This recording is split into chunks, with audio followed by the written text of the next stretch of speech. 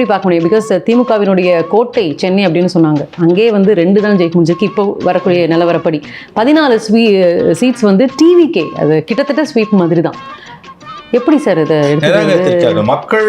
திமுகவை முற்றிலுமாக நிராகரித்திருக்கிறார்கள் சென்னை நகரில். ஏன்னா அவங்க வந்து தற்கொலை கூட்டம், விசிலடித்தான் கூட்டம்லாம் சொல்லி அது ஃபேன் பேஸுங்கிறது இன்னைக்கு அது ஒரு மூவ்மெண்ட்டாக மாறி இருக்கு. அந்த மூவ்மெண்ட் ஒரு ஹிஸ்ட்ரியாக மாறிட்டு இருக்கு அப்படிங்கிறத நம்ம பார்க்க முடியும். அணில் குஞ்சு, விசிலடிச்சான் குஞ்சு, தற்குறி.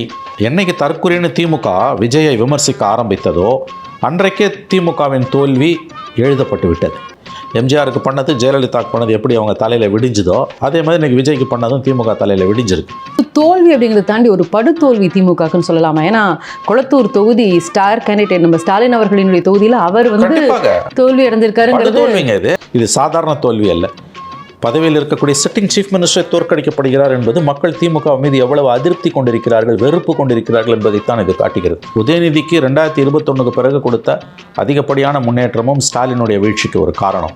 கலைஞர் மரணத்துக்கு பிறகு 19 இளைஞரணி தலைவராகவும், 21 எம்எல்ஏ ஆகும், 22 அமைச்சராகவும், 24 துணை முதலமைச்சரும் உருவானவர் தான் உதயநிதி ஸ்டாலின். இது வந்து ஒரு திணிப்பது. ஆகவே இது எல்லாம் சேர்ந்து தான் வாரிசு அரசியல், கூச்சநாச்சம் இல்லாத குடும்ப அரசியல், ஏகப்பட்ட விளம்பரங்கள், இதெல்லாம் சேர்ந்து தான் வந்து இந்த தோல்விக்கு வழிவகுத்திருக்கு. வாக்குப்பதிவுக்கு அடுத்த நாள் திமுகவுடைய வாடகை வாய்கள் என்ன மாதிரியான வீடியோஸை போட்டாங்க. ஐடி ப்ரொஃபஷனல்ஸை பார்த்து வந்து நீங்களாம் உப்பு போட்டு தான் சோறு திங்கிறீங்களான்னு கேட்டாங்க. அப்போ திமுக என்ன பண்ணியிருக்கணும்? அந்த நபரை டிஸ்ஓன் பண்ணியிருக்கணும், அந்த ஸ்பீச்சை டிஸ்ஓன் பண்ணியிருக்கணும், அந்த வீடியோவை எங்களுக்கு அதுக்கு சம்மந்தம் இல்லைன்னு சொல்லியிருக்கணும். மௌனம் காத்தாங்க, அதை பரப்புனாங்க.